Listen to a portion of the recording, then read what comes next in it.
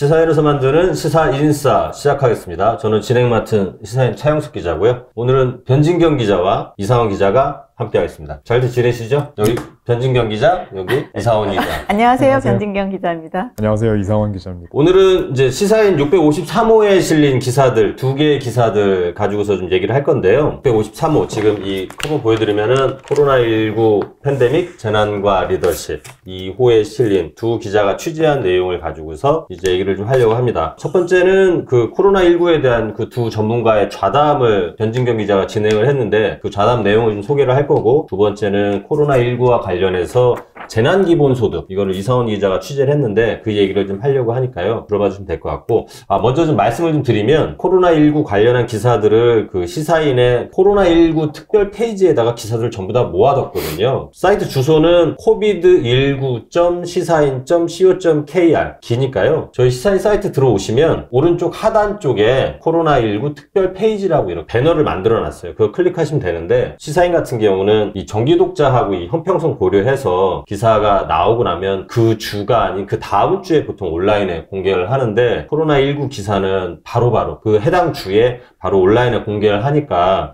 요즘 같을 때 이게 시사인 같은 언론이 그런 일을 좀 해야 될 것 같아서 빨리빨리 기사를 좀 내보내고 있거든요. 실제로 이 기사들을 좀 약간 같이 보시면 코로나19를 이해하는데, 그리고 극복하는데 도움이 될 것 같습니다. 변진경 기자 얘기 먼저 할 텐데, 두 의료 전문가들 이 코로나19 좌담 진행했는데 어떻게 좌담 좀 기획하게 됐는지 그 얘기를 먼저 좀 해주실래요? 일단은 이제 계속 제가 코로나19 관련해서 전문가들을 만나왔는데요. 이제 매주 사건들이 계속 벌어지잖아요. 그렇죠. 네. 뭐 신천지, 그다음 뭐 콜센터, 그다음에 뭐 학교 개학 휴교를 연장을 하니만 여러 가지 사안들이 발생을 하는데, 어제 확진자가 몇 명 늘었다 이런 속보들. 근데 사람들이 그 뉴스를, 저 역시 마찬가지고 계속 그거를 보고 있는 것도 너무나 힘든 일이고, 그거를 또 안 보고 있으면 불안해요. 계속 상황이 생기기 때문에 나와 내 가족의 안전을 지켜야 되니까 좋은 그 전문가분들을 모시고 정기적으로 그거를 간략하지만 핵심적으로 리뷰를 하고, 여기서 중요한 건 뭔지 짚고 그 다음 주도 한번 전망 혹은 또 우리가 계속 생각해 나가야 될 걸 짚어보자, 이런 이제 기획을 짰고, 임승관 그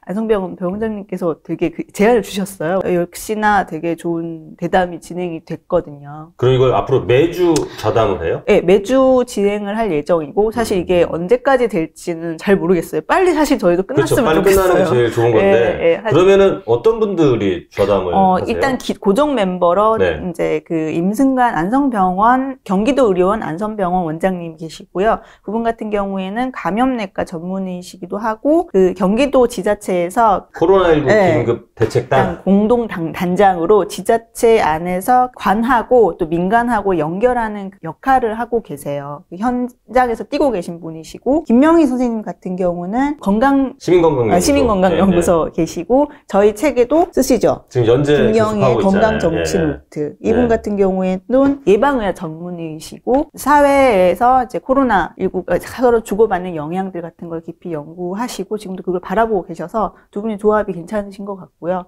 예를 들어서 저번 주 같은 경우는 지금 그 신도림동 콜센터 이 집단 감염, 이게 엄청 큰 뉴스였잖아요. 그래서 사실 그것 때문에 이제 불안감이 더 커지기도 했는데, 그거 같은 경우는 좌담에서 이 의료 전문가들이 좀 뭐라고 좀 그러시나요? 콜센터는 지금도 계속 확진자가 이제 발견되고 있죠. 관련된 확진자가. 그래서 저희 이제 우리 사회에서 한 일이 이제 콜센터 전수조사. 이런 식으로 콜센터에 굉장히 집중이 딱 됐어요. 근데 이 두 분이 하신 말씀은 이제 콜센터가 어떤 공간인가를 찾아서, 콜센터뿐이 아니라 콜센터와 비슷한 구조의 공간들 혹은 그렇게 일어날 수 있는 상황들을 미리 우리가 찾아볼 필요가 있다. 첫 번째가 이제 공간 자체가 실내이고 환기가 안 되고 그런 공간이고요. 두 번째는 밀도, 사람들이 굉장히 다닥다닥 붙어서, 세 번째는 사람들이 어떤 행위를 하느냐, 비말이 많이 발생하는 굉장히 또박또박한 목소리로 그 상담을 해야 되잖아요. 그런 세 가지가 모인 곳이었고, 그렇기 때문에 거기서 굉장히 파급력이 크게 확진자가 발생할 수밖에 없는 건데, 문제는 이런 콜센터뿐이 아니라 이런 공간은 지금 어디에도 있다는 거예요.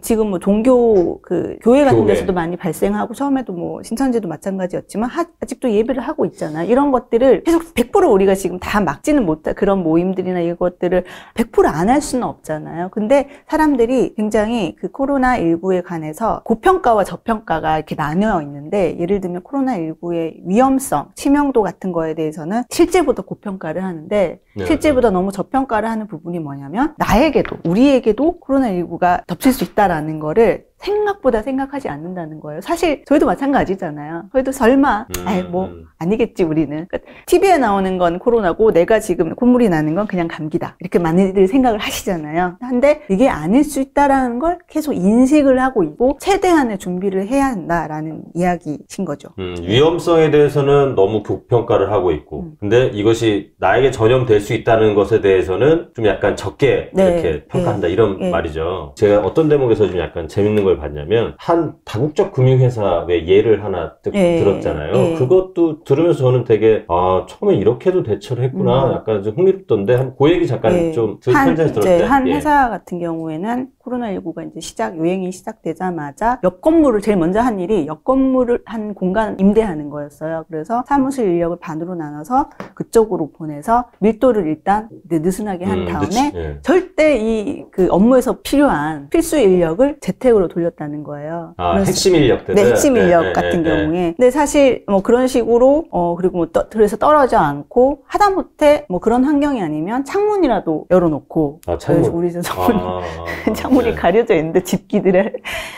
그런 이제 기민한 행동들이 중요한데, 그것들을 사실 많은 사업장에서 하기가 힘든 환경이고, 뭐 당장 옆 건물 임대한 이고 아무나 못하자고 돈이 드는 거고요. 재택근무 같은 경우도 환경이 돼야 되고, 하지 못하는 근로자들도 굉장히 많고, 하지만 어쨌건 지금 주어진 상황 안에서의 최대한의 액션을 준비할 필요가 있다라는 말씀이었어요. 제가 그 좌담 보다 보니까 지금 이 환자는 늘어나고 지금 병상이 모자란 현상이 지금 대구 경북 쪽에서는 지금 그런 일들이 좀 벌어지고 있잖아요. 그래서 혹시라도 이게 이 의료 수요가 확 늘어나는 현상, 이거를 보니까 서지라고 부르나 보죠? 이게 급등하다라는 단어. 그렇게 서지가 일어난다라고 표현하시더라고요. 서지가 일어난다고 표현하나요? 그래서 그런 현상들이 좀 전국적으로 좀 약간 이렇게 일어나는 게 아닌가, 그런 우려도 사실 있는 게 사실인데, 이 의료 전문가들은 이걸 약간 두 분은 어떻게 보시던가요? 이거는 실제로 대구 경북에서 한 2, 3주 전부터 발생을 했고, 그래서 실제 이제 집에서 돌아가신 분들도 계시고. 그렇죠. 그런 뉴스들도 많이 그거를 보면서 이게 전국으로 확산을 할, 지역사회 감염이 지금처럼 계속 일어나면 할 수밖에 없는 상황이에요. 예를 들면 기존의 대처 방법으로는요. 기존의 대처 방식으로 그러면 하면 이제 확진이 되면 무조건 음압병실에 입원해서 그 PCR 검사 2번 음성 나올 때까지 격리되는 그 방식으로는 서지가 일어나지 않을 수가 없는 거죠. 그거는 환자가 점점 늘어나면 그거는 이미 아무리 병실이 많다 하더라도 그건 명백히 적고요. 그렇다면 그러면 거기서 어떻게 해야 되냐라고 물었을 때 이제 많은 전문가들이 이야기하세요. 지금 많이 그래서 바뀌었죠. 그래서 모두가 입원을 하지 않으시고 경증 환자 같은 경우는 생활치료센터라는 곳에 요즘 생활치료센터라고 그렇게 얘기하죠. 그리고 일부는 아직 거기도 못 가고 집에서 대기 중인 환자들도 대구 경북 지역에는 있고요. 근데 많은 분들이 이것들을 굉장히 받아들이기 힘드실 것 같긴 해요. 왜냐하면 처음에는 막 다 방호복 입은 사람이 와가지고 실어가지고 음압병실에 놓고 막 이랬는데, 지금 와서 집에 있는 사람도 있고 PCR 검사 2번 뭐 이런 식의 기준들이 다 적용이 안 된다고 생각을 하면 불안할 수밖에 없는데, 그러니까 그때와 지금 상황이 바뀌었다는 거예요. 그래서 거기에 따라 받아들여야 되는데, 대처하는 방식도 그럼 바뀌어야 된다는 그렇죠. 상황이 바뀌었기 때문에요. 그래서 예를 들면 안성병원의 원장으로 계신 임승관 선생님 같은 경우는 거기에 지금 입원해 있는 환자분들을 이제 대략적으로 조사를 해보셨을 때 의사 선생님들한테 물어보셨대요.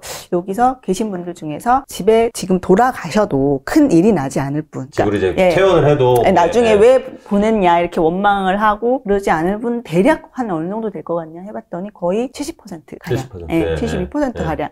하지만 그렇다고 보낼 수는 없어요. 그만큼 경증이고 의료진이 판단했을 때 위험도가 굉장히 낮은 분이시죠. 하지만 그분들을 이제 집으로 보내라고 하지는 못하고, 지금 그렇게 권유를 한다고 해도 그분들이 오케이 하지 않으시면 방법이 없는 상황이에요. 그래서 임승관 선생님께서는 지금 상황에서는 결국은 자원을 나눠서 필요한 곳에 배분을 하고, 위험도가 낮은 사람들은 집에서 자가 자가격리할 필요가 있다고 말씀하시는데 이거는 사실 지금 우리나라를 제외한 많은 유럽에서도 이렇게 많이 하고 있고요. 근데 우리나라가 처음에 워낙 메르스식으로 대처를 했기 때문에 그거에 대해 사람들이 거기에 적응된 사람들이 집에서 치료라는 걸 잘 받아들이기 힘든데 그거를 정부나 언론도 제대로 이야기를 못하는 상황인 거예요. 이제 집에서 치료하셔도 됩니다. 경증인 분들은. 이 말을 워딩이 제대로 나온 적이 없어요. 예를 들면 생활치료센터 같은 경우는 어느 정도 됐는데 사실은 그 질병관리본부에서 각 지자체나 병원들을 내려보내는 그 지침들이 있어요. 이게 계속 업데이트 돼가지고 7-1판까지 나왔는데 거기 보면은 퇴원 기준이 그러니까 경증인 분들은 생활치료센터 혹은 집으로도 갈 수 있게 돼 있어요.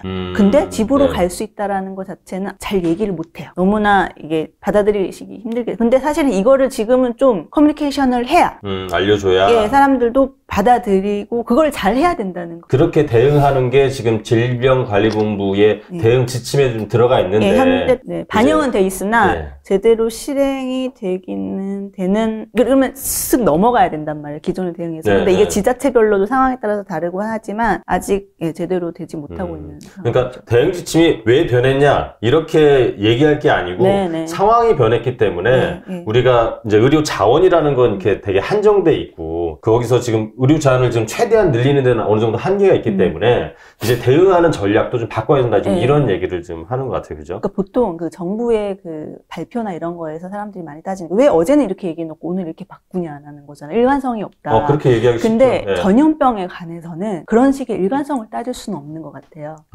굉장히 전염병은 불확실성이 최대의 그 특성이기 때문에 상황이 바뀌면 대응 지침도 바뀌고 국민들도 어느 정도로 받아들이시는 게 전체의 안전도를 높일 수 있다. 이렇게 생각을 합니다. 이게 정치인이나 언론들이 중간에서 어느 정도 그런 역할들을 좀 약간 해줘야 된다 이런 얘기도 제가 좀 읽었습니다. 한 주간의 소식 이렇게 코로나에 관련돼서 좀 약간 우리가 생각해야 될 것들을 이번에 좌담을 통해서 좀 모았는데 어떻게 될 것 약간 그런 얘기도 이번에 좀 나눴잖아요. 근데 제가 보니까 그 두 분 중에 한 분이 콜센터 같은 종류의 이 소규모 유행이 당분간 계속 나올 거다 이렇게 얘기해서 제가 이제 그거를 이제 좀 읽어봤는데 그리고 나서 오늘 뉴스에 지금 성남의 은혜강 교회에서 지금 현재 기준으로 46명 지금 감염된 걸로 확인됐는데 그 얘기 그대로 됐어요. 그죠? 계속 이런 소규모의 집단 감염들은 이제 당분간 계속 나올 건데 좀 어떻게 될지 그런 얘기는 좀 두 분은 좀 뭐라고 이해를 하시나요? 일단은 놀랍지 않으시죠? 사실 이제는 뭐 40-50명 집단 감염이 나온다고 하더라도 조금은 무뎌져야 해요. 무뎌져야 돼요? 네. 왜냐면 그거는 약간 기정사실로 받아들이는 것이 정말 기적적으로 뭐 신이 도우셔서 어느 날 자고 일어났더니 확진자 0이다 이러면 좋겠지만 그런 일 일어날 확률은 굉장히 지금 낮은 상황이기 때문에 굉장히 안타깝고 저도 굉장히 믿고 싶지는 않지만 그 한 분은 그렇게 얘기하세요. 방역을 열심히 할수록 더 오래 갈 것이다. 우리는 정말 빨리 끝내고 싶잖아요. 빨리 끝내서 경제도 제대로 들어가고 애들도 학교를 가고 우리 사람들도 만나고 술도 한잔하고 하고 싶고 그렇잖아요. 근데 그거는 조금 빨리 끝내서 우리 빨리 일상으로 돌아가고 가야지 하는 그 희망은 사실 희망 고문일 수 있을 것 같아요. 그래서 최대한 그러니까 빨리 끝내자라는 것보다요. 최대한 낮춰서 가늘게 가자. 길게 가긴 하되 가늘게 가자라는 목표로 노력하면 피해를 최소화할 수 있다는 말씀이시더라고요. 그러니까 코로나19를 한꺼번에 우리가 이렇게 없앨 거라고 생각하는 거는 좀 너무 순진한 기대나 아니면 순진한 희망이니 이거를 좀 우리 같이 좀 어떻게 좀 낮춰보자. 그래서 이거를 좀 사회 전체적으로 좀 이거를 좀 잘 지금 있는 자원을 잘 활용해서 잘 대비해보자. 뭐 이런 얘기 그런 뜻인가요? 그렇죠. 그러니까 사실 제 정치권이나 언론에서도 빨리 이것이 종식돼서 이런 식의 이야기를 사실은 모르겠어요. 그게 어떤 희망을 던져주는 게 또 좋은 측면도 있지만 사실은 사람들을 덜 괴롭게 하기 위해서는 이것이 매우 길게 갈 수 있다. 하지만 잘 우리가 가진 자원들을 어디에 효율적으로 잘 쓰느냐를 논의하면서 잘 인식하고 받아들이고 그 안에서 그 작은 여지 안에서 우리 일상을 조금씩 나가다 보면 언젠간 회복될 것이다. 이렇게 이 메시지를 전달하는 게 좀 해야 될 일이 아닌가 그렇게 생각을 합니다. 좀 우울하죠.